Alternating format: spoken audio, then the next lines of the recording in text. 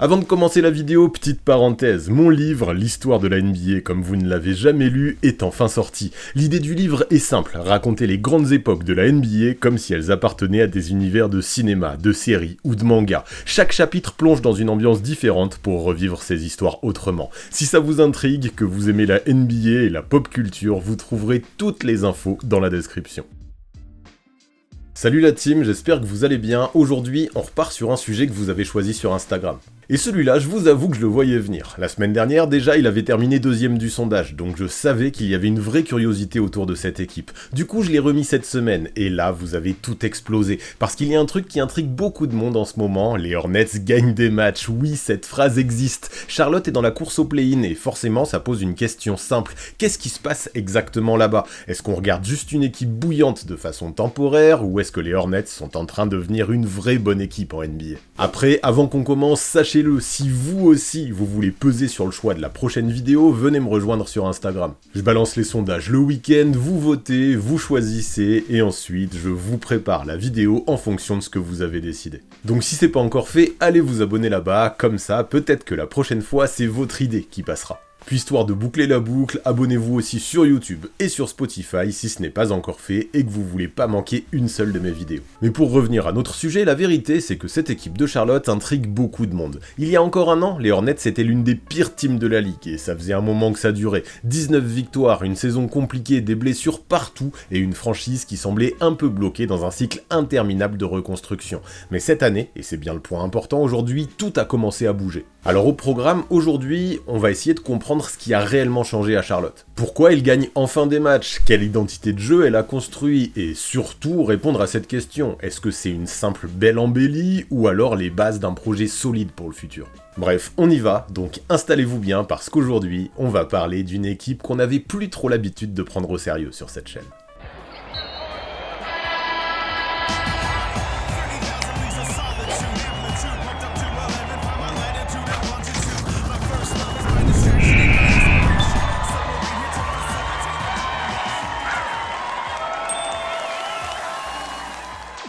Pour commencer, pour comprendre pourquoi on parle des Hornets aujourd'hui, il faut d'abord regarder d'où elle vient cette équipe. Parce que si vous remontez juste un an en arrière, on ne parle pas du tout de la même team. La saison dernière, Charlotte termine à 19 victoires pour 63 défaites avec l'une des pires attaques de la ligue et un différentiel catastrophique. Bref, une équipe qu'on regardait surtout pour la draft, pas pour le classement. Pourtant, aujourd'hui, mi-mars, on se retrouve avec un bilan autour de l'équilibre, bien ancré dans la course au play-in et enfin dans les conversations NBA.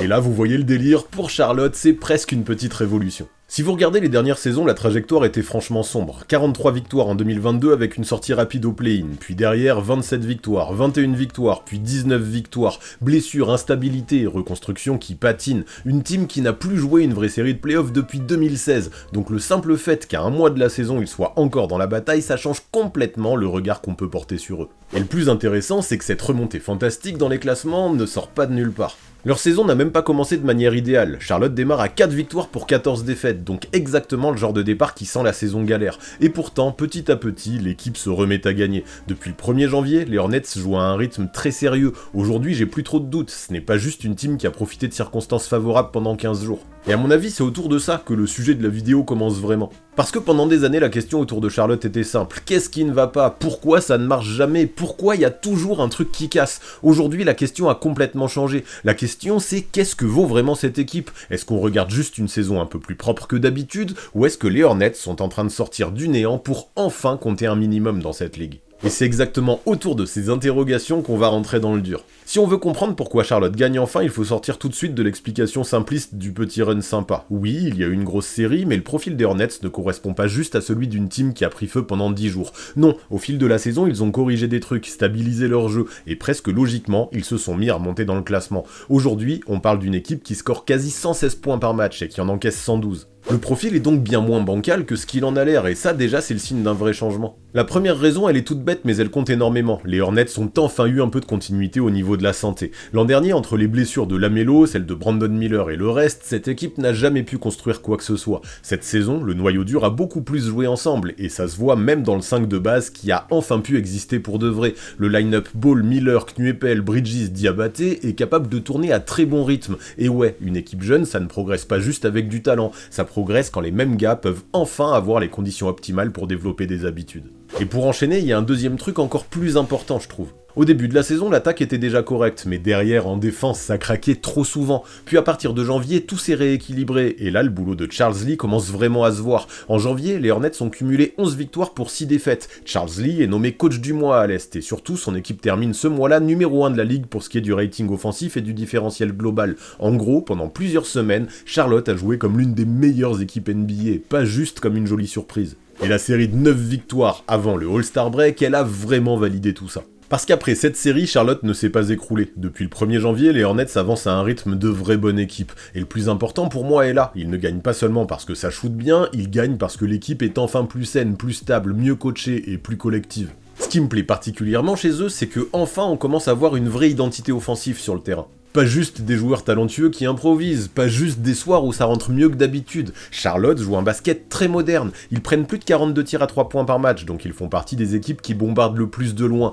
Mais surtout, ils ne balancent pas pour balancer, ce volume-là colle parfaitement aux qualités de leur effectif. La mélo crée, Miller peut punir avec ou sans ballon, Knuepel fixe les défenses et autour il y a assez d'adresse pour créer du spacing. Et ça on ne va pas y aller par 4 chemins, c'est la base de tout le reste, le ciment. Quand vous avez autant de menaces extérieures, la défense adverse est obligée de s'écarter, et quand elle s'écarte, ça ouvre des couloirs. C'est là que cette équipe devient intéressante. Les Hornets ne vivent pas seulement de l'adresse, ils vivent aussi des espaces créés autour de ces porteurs de balles. La Melo, par exemple, adore jouer vite, lever la tête et trouver le shooter démarqué avant même que la défense soit replacée. Résultat, les Hornets sont non seulement parmi les équipes qui mettent le plus de 3 points, mais aussi dans le top 3 à l'adresse derrière l'arc. Donc oui, ça devient très dur à contenir. Et ce qui est cool, c'est que malgré cette adresse extérieure prédominante, ils ne dépendent même pas que d'une seule manière de marquer. À Charlotte, ça court beaucoup, ça attaque tôt et ça profite très bien des possessions bonus. En gros, si vous ratez un tir contre eux, il y a une vraie chance qu'ils repartent vite, et s'ils ratent un tir eux-mêmes, ils sont capables d'aller le récupérer. Cette équipe est dans le top 5 au rebond et dans le top 3 sur les points marqués après rebond offensif sur seconde chance. Ça veut dire quoi en français simple? Que même quand la première attaque ne donne rien, ils peuvent quand même vous punir derrière, et ça, pour une attaque, c'est réellement précieux. À mes yeux, c'est exactement ça qui rend leur profil crédible sur cette fin de saison. Au fond, les Hornets ne sont pas juste une équipe qui shoot bien, ils ouvrent le terrain, créent du décalage, jouent avec du rythme et trouvent plusieurs façons de vous faire mal. Une attaque productive, beaucoup de tirs extérieurs, beaucoup de rebonds, beaucoup de secondes chances, tout ça raconte la même chose. Charlotte ressemble enfin à une équipe construite autour d'une idée claire. Et pour commencer notre revue d'effectifs, il faut qu'on s'arrête au moins 2 secondes sur Con Knuepel. Parce qu'au départ, quand Charlotte le draft en 4, l'idée n'était pas forcément de récupérer un joueur qui allait déjà changer le visage de l'attaque. On parlait surtout d'un énorme shooter, d'un mec capable de s'intégrer vite, de punir les aides, d'être un super complément, ce qui était déjà très bien. Sauf que sa saison rookie va beaucoup plus loin que ça. Aujourd'hui, il tourne à près de 19 points, plus de 5 rebonds et plus de 3 passes avec quasiment 49% au tir et 44% à 3 points. Pour un rookie, sur ce volume-là, ce n'est pas juste solide, c'est énorme. Et le plus impressionnant, c'est même pas ses chiffres, faut aller au-delà des stats. Le truc avec Knuepel, c'est qu'il ne se contente pas de mettre des shoots ouverts dans son coin, il restructure déjà l'attaque. Sa simple présence change la manière dont on défend face à Charlotte. Quand il se place derrière l'arc, vous ne pouvez pas trop aider, vous ne pouvez pas trop tricher, vous ne pouvez pas trop flotter, parce que si vous le laissez respirer, il sanctionne. Et ça crée de l'espace pour tout le monde. Pour la Melo qui organise, pour Miller qui attaque, pour les coupes vers le cercle. En gros, même sans toucher la balle, il pèse déjà sur le match rien que par sa présence. Ça, pour un rookie, franchement, c'est juste hyper fort, hyper qualitatif, hyper mature. Il ne joue pas comme un simple spécialiste du shoot, il bouge sans le ballon, ressort d'un écran, attaque une défense mal alignée, remet la balle en mouvement au bon moment. Ses plus de 3 passes décisives de moyenne par match racontent aussi ça. Ce n'est pas juste un sniper, c'est déjà un joueur qui comprend parfaitement comment évoluer dans un collectif offensif. En gros, c'est peut-être lui qui représente le mieux tout ce que l'on dit depuis le début. Charlotte a souvent drafté des joueurs intéressants sans réussir à obtenir un vrai impact immédiat. Avec Knuepel, ce n'est pas le cas. Là, vous avez un rookie qui arrive, qui s'intègre tout de suite, qui devient une menace centrale et qui élève déjà le plafond offensif de l'équipe. Pas dans 2 ans, pas dans 3 ans, maintenant. Et selon moi, quand une franchise en reconstruction réussit enfin un choix de draft aussi propre, aussi logique et aussi décisif dès sa première saison, ce n'est jamais un détail. Son arrivée directement a eu une influence sur le cœur du projet. Pendant longtemps, Charlotte, c'était surtout l'équipe de la Melo. Le talent, la création, le spectacle, les passes impossibles, tout partait de lui. Et autour, il y avait des promesses, des pièces intéressantes, mais pas forcément un vrai deuxième pilier offensif solide. Aujourd'hui, ce n'est plus vraiment la même histoire. Brandon Miller tourne à près de 21 points, plus de 5 rebonds et plus de 3 passes. La Melo, lui, est à presque 20 points et plus de 7 passes. Et Con Knuepel, de son côté, on vient d'en parler. Donc maintenant, les Hornets n'ont plus juste un créateur excitant et du potentiel autour. Ils ont 3 vraies têtes d'affiche offensives capables de porter une attaque. Et pour dire vrai, même si ça peut paraître un détail, ça change quand même énormément de choses. Parce que Brandon Miller n'est plus seulement le jeune ailier prometteur, il devient un scoreur stable, et je pense que c'est ça qui est important ici. Là où Lamelo peut parfois fonctionner par séquence, par coup de génie, Miller donne davantage une impression de continuité, de régularité. Il peut sanctionner de loin, attaquer un close-out sur un défenseur lancé sur lui, créer son propre tir, traverser le terrain, courir. En gros, il ne dépend pas d'une seule arme pour scorer, et pour une équipe si jeune, avoir un gars capable de vous garantir un socle offensif pareil presque tous les soirs, c'est essentiel. Et en parallèle, Lamelo garde quand même un rôle, mais un rôle différent. Le cerveau de cette attaque, ça reste lui, c'est lui qui donne le tempo, qui lit la défense, qui trouve les angles de passe, qui fait vivre tout ce petit monde. Le truc, c'est qu'il n'a plus besoin d'être l'alpha et l'oméga de tout ce qui se passe sur le terrain, et ça rend Charlotte bien plus crédible. Quand Lamelo attire l'attention, Miller peut punir. Quand Miller prend feu, Lamelo peut davantage organiser, et avec Newpel qui plane autour comme menace permanente, les défenses ne savent plus vraiment où concentrer leur aide. Vous captez là où je veux en venir, ce n'est plus une attaque qui repose sur un seul joueur, parfois dépassé. Et pour moi, c'est peut-être ça la meilleure nouvelle pour les Hornets. Charlotte n'est plus l'équipe de Lamelo, Charlotte est l'équipe d'un trio. Lamelo crée, Miller apporte de la stabilité et Newpel donne de l'espace. Rien que ça raconte un changement très profond. Aujourd'hui, à Charlotte, il y a plusieurs sources de création et plusieurs joueurs que la défense doit respecter. Par contre, est-ce que tout ça, ça veut dire que Lamelo Ball est devenu secondaire dans cette team? Pas forcément. La stat est parlante, quand Lamelo joue, Charlotte gagne nettement plus, et quand il est absent, les défaites s'accumulent. Quand il est sur le parquet, les Hornets sont un différentiel positif d'un peu plus de 4 points. Déjà, ça veut dire quelque chose, donc il y a une base très simple à poser, son impact est réel. Il reste le moteur créatif de cette équipe, presque 20 points, plus de 7 passes, une capacité à accélérer le jeu, à inventer des angles, à trouver des shooters très vite. Ça, Charlotte en aura toujours besoin. Le truc, c'est qu'on ne peut pas dire tout ça et soulever ses qualités sans s'apercevoir également de ses limites. Lamelo reste aussi un joueur avec du déchet. Il prend encore des tirs très compliqués, parfois très tôt dans la possession, parfois très loin, parfois avec une logique un peu one life, ça fait partie de son ADN. C'est aussi ce qui le rend spectaculaire, néanmoins ce style peut plomber son efficacité sur certaines séquences. La vraie nuance pour moi elle est là, ce n'est pas un faux bon joueur, c'est un vrai créateur de haut niveau, mais un créateur qui a encore besoin d'un cadre solide autour de lui, de discipline pour que son talent s'exprime de la bonne manière. Et justement, c'est bien autour de tout ça, je pense, que ce soit positif ou négatif, que cette version des Hornets devient intéressante. Ball perd un peu moins de ballons qu'avant, il force un peu moins et globalement, son jeu paraît plus propre. Pourquoi? Parce qu'il n'a plus besoin de tout faire seul. Miller peut scorer, Newpel peut punir, l'attaque ne repose plus uniquement sur ses inspirations du soir. Et là, la question change complètement. La question n'est peut-être plus est-ce que Lamelo doit être le franchise player absolu? La vraie question c'est est-ce qu'il peut être la star créative d'un collectif enfin sain? Et pour le moment, honnêtement, la réponse ressemble de plus en plus à un oui. Puis pour aller plus loin, il y a un autre truc qui rend ces Hornets crédibles. Cette équipe, même si on parle beaucoup d'eux, ne repose pas que sur ces 3 têtes d'affiche. Parce qu'une équipe sérieuse, ce n'est pas juste des stars qui empilent des points, c'est aussi des gars de rotation qui savent exactement ce qu'ils doivent apporter, et Charlotte en a enfin plusieurs. Miles Bridges déjà reste une énorme pièce quoi qu'on pense de ce qu'il a été capable de faire hors terrain. Près de 17 points, presque 6 rebonds, plus de 3 passes, il peut courir, attaquer le cercle, mettre un tir extérieur, créer un peu quand l'attaque cale. En gros, il fait le lien, et ce rôle-là, franchement, il compte beaucoup plus qu'on ne le dit. Ce n'est pas non plus une tête d'affiche, ok, mais sans lui, le tout serait beaucoup moins solide. Puis dessous aussi, dans la raquette, il y a une vraie révélation utile, et Cocorico, elle est tricolore. Moussa Diabaté s'est imposé comme un intérieur energizer vraiment précieux. Presque 8 points, presque 9 rebonds, beaucoup d'activité, beaucoup de secondes chances, beaucoup de sale boulot. Ce n'est pas le genre de joueur qu'on met forcément en avant, mais c'est exactement le genre de joueur qui aide une équipe à gagner des matchs. D'ailleurs, derrière lui, le rookie Ryan Kalkbrenner fait le boulot également. Plus de taille, de protection de cercle, une vraie doublure crédible pour ne pas perdre toute sa présence intérieure quand le titulaire sort. Ce genre de continuité dans la rotation, ça change énormément de choses sur une saison. Et en fait, j'ai pas peur de le dire, c'est simple, cette équipe des Hornets, mine de rien, a une jolie profondeur. Zion James par exemple, encore un rookie, est une belle surprise avec de l'énergie, de la défense et du rebond. Grant Williams revient petit à petit et montre que quand il est en bonne santé, il reste un élément utile. Le français Tidjane Salin continue d'apprendre et le front office a aussi épaissi le backcourt avec des profils utiles, comme Kobe White qui a remplacé Colin Sexton. En clair, Charlotte n'empile plus seulement des paris, Charlotte dispose aujourd'hui de joueurs NBA fonctionnels. On le voit vite, bien drafté, ça peut radicalement changer le visage d'une équipe, et chapeau à Jeff Peterson pour ça. Mais malgré un bon effectif qu'il a sous la main, le coach Charles Lee mérite selon moi également pas mal de crédit. Parce qu'au fond, tous ces profils n'ont pas besoin d'être brillants, ils ont besoin d'être utiles. Et sous la houlette de Lee, cette équipe-là commence à comprendre ça. Des battants, du rebond offensif pour offrir des secondes chances, du rebond défensif pour finir les possessions. Des gars capables d'accepter un rôle clair sans sortir de leur match. C'est peut-être moins sexy que les highlights de Lamelo ou les shoots de Newpel, mais c'est précisément ce qui sépare une équipe sympa d'une équipe compétitive. Et franchement, Charlotte commence justement à ressembler à la deuxième catégorie. Puis pour avancer, si on veut vraiment comprendre pourquoi Charlotte est en train de devenir crédible, il faut regarder aussi aussi ce qui se passe de l'autre côté du terrain, parce que c'est primordial.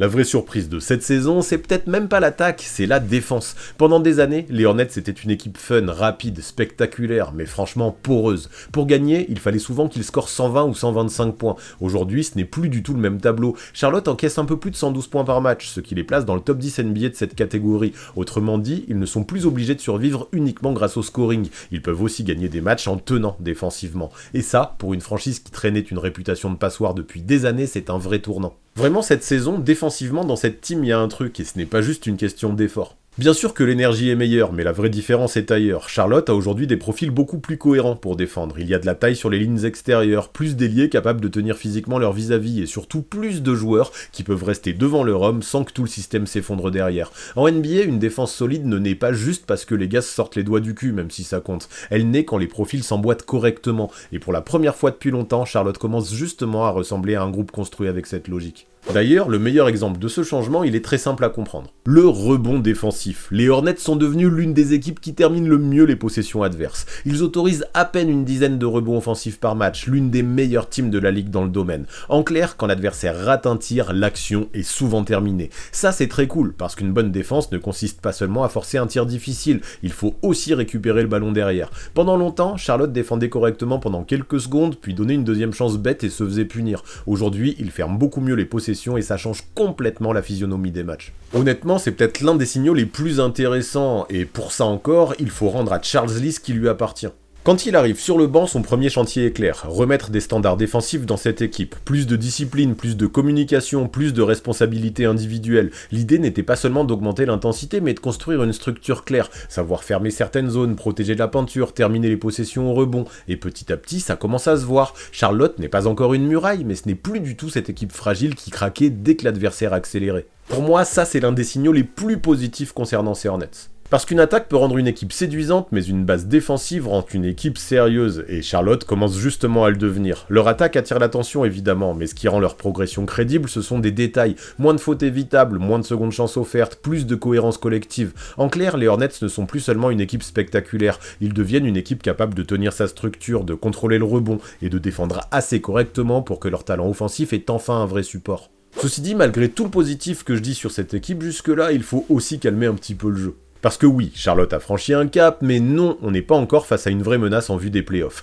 Déjà, il y a un chiffre très simple qui remet tout en perspective. Pour le moment, les Hornets sont 10e à l'Est, donc on parle d'une équipe de play-in, pas d'un top 6 sécurisé, pas d'un groupe déjà installé dans la hiérarchie, et ça change beaucoup de choses. Le play-in c'est intéressant, c'est excitant, mais c'est aussi précaire. Une mauvaise série, 2 matchs ratés, et vous pouvez très vite redescendre. Donc à mon sens, il faut être positif, sans non plus trop s'enflammer et raconter n'importe quoi. Et ouais, le problème, c'est que leurs limites sont assez facilement identifiables, et ça, les coachs adverses peuvent facilement jouer avec ça. La première, elle saute aux yeux dans les chiffres. Les Hornets perdent encore près de 16 ballons par match, c'est beaucoup. Forcément, quand vous jouez avec autant de vitesse, de passes rapides et de création sur le périmètre, vous acceptez une part de déchets. Mais à ce niveau-là, ça reste un vrai point faible. Parce qu'une équipe si jeune peut se saboter toute seule comme ça. Une mauvaise lecture, une passe forcée, un dribble de trop et ça donne des points faciles à l'adversaire. Donc oui, leur attaque est moderne et dangereuse, néanmoins, elle reste encore un peu trop fragile dans sa gestion des possessions à mon goût. Et il y a un autre sujet qu'on ne peut pas esquiver, la dépendance au tir extérieur. Quand ça rentre, Charlotte peut vraiment faire très mal. Quand l'adresse baisse, en revanche, il y a encore des passages où l'attaque paraît plus ordinaire. Pas inoffensive, mais plus lisible, plus attaquable. Et c'est logique quelque part, vu leur identité. Le spacing, le volume à 3 points, les shooters autour des créateurs, tout ça fait partie de leur force. Mais en play-off, ou même dans des matchs qui ressemblent déjà à des matchs de play-off, les défenses coupent mieux certaines options. Elles ciblent mieux vos habitudes. Et là, les Hornets doivent encore prouver qu'ils ont assez de variété pour tenir. Et c'est pour ça que cette fin de saison et le probable play-in seront un vrai test. En résumé, les Hornets ont surtout prouvé qu'ils n'étaient plus une mauvaise équipe, mais entre ça et devenir une vraie team qui compte au printemps, il y a encore un palier à franchir. Cette équipe est jeune, encore en apprentissage, elle peut battre de bonnes équipes sur un match, mais sur la durée, face à des groupes plus expérimentés, on ne sait pas encore, et sérieux, j'ai des doutes. Donc la bonne formule pour moi, c'est celle-ci. Les Hornets sont crédibles, oui, installés, pas encore. Par contre attention, c'est pas une critique, c'est juste l'étape suivante, et la question qui vient pour enchaîner, elle coule de source. Qu'est-ce que Charlotte maintenant va faire de tout ça ? Ce qui est sûr, c'est que si cette progression doit vraiment mener quelque part, le GM Jeff Peterson sera central. Pour le moment, je trouve que sa ligne est assez lisible. Capitaliser sur le noyau jeune déjà là, continuer à entourer Lamelo, Miller et Knuppel avec des profils utiles, et garder assez d'assets pour frapper au bon moment. Le choix Knuppel raconte déjà ça. Un joueur talentueux, oui, mais surtout un joueur qui colle immédiatement à l'équipe. Et c'est aussi pour ça que la suite va devenir intéressante pour cette franchise. Le front office a stocké du capital de draft avec ses propres picks, mais aussi plusieurs choix récupérés via d'autres équipes. En gros, ils ont des munitions ces Hornets, et quand vous avez déjà un trio offensif aussi clair, la prochaine étape logique, c'est peut-être d'aller chercher un vrai plus dans la raquette. Pas forcément pour remplacer tout ce qui existe, mais pour compléter. Diabaté, par exemple, est super dans son rôle d'energizer. Néanmoins, si demain Charlotte veut monter d'un cran, on peut très bien imaginer qu'il serait encore plus fort comme impact player en sortie de banc, derrière un pivot plus complet, plus ancré, avec un peu plus de finition et de présence intérieure. Pour moi, le poste 5, c'est le premier secteur où Charlotte doit se renforcer, mais même sans ça, de toute façon, la suite, on arrive très facilement à l'imaginer. D'abord finir cette saison en allant chercher le play-in, et si possible une vraie place en play-off pour offrir de l'expérience à tout ce petit groupe. Ensuite, cet été, continuer à consolider le roster sans casser ce qui fonctionne, avec un œil évident sur le front de courte. Et à 3 ans, si la santé suit et si les choix du front office restent cohérents, l'ambition réaliste n'est plus seulement de survivre autour de la 10e place, l'ambition, ce serait de viser le top 4 à l'Est, l'avantage du terrain au premier tour. Avec ça, vous changez complètement de dimension. Vous ne parlez plus d'une reconstruction sympathique, vous parlez d'une équipe qui commence à compter, enfin. Et en vrai, pour Charlotte, le simple fait que ce scénario ne semble plus si absurde que ça, c'est déjà un vrai progrès. Non, je peux pas dire que les Hornets sont déjà devenus une grosse équipe de l'Est, mais stop, ce qu'ils montrent en ce moment, ce n'est pas juste un petit run trompeur qu'on oubliera dans 3 semaines, la vérité est bien plus intéressante que ça. Aujourd'hui, Charlotte ressemble enfin à une bonne équipe NBA, une équipe cohérente, une équipe qu'on comprend, une équipe compétitive, avec un bilan compétitif, une vraie identité de jeu, plusieurs jeunes qui montent fort, un rookie qui change beaucoup de choses et un front office qui a l'air de savoir où il va. En gros, les Hornets ne sont plus juste sympas à regarder, ils sont devenus crédibles, et ça c'est déjà un immense changement. Maintenant, faut aussi garder la tête froide, parce qu'entre une bonne équipe de play-in et une équipe qui peut avoir des ambitions sérieuses en play-off, il y a un monde. Les Hornets n'ont pas encore prouvé qu'ils pouvaient s'installer durablement dans le top 6 de l'Est, ou encore garder le niveau qu'ils ont actuellement sur toute une série de 7 matchs. Néanmoins, les bases sont là, et franchement, pour une franchise avec le passif des Hornets, c'est déjà un progrès fantastique. Mais vous en pensez quoi de tout ça? Dites-moi dans les commentaires si selon vous, ça y est, Charlotte est vraiment de retour. Ensuite, si la vidéo vous a plu, pensez à la booster bien évidemment pour la faire grimper dans les algorithmes comme les Hornets dans les rankings. Et bien sûr, abonnez-vous à la chaîne pour encore plus de contenu de ce genre, la fin de saison va être lourde. Merci pour tout en tout cas la team, je vous rappelle également que mon livre vient de sortir et en attendant la prochaine vidéo, nous on se retrouve tout de suite dans la section commentaires.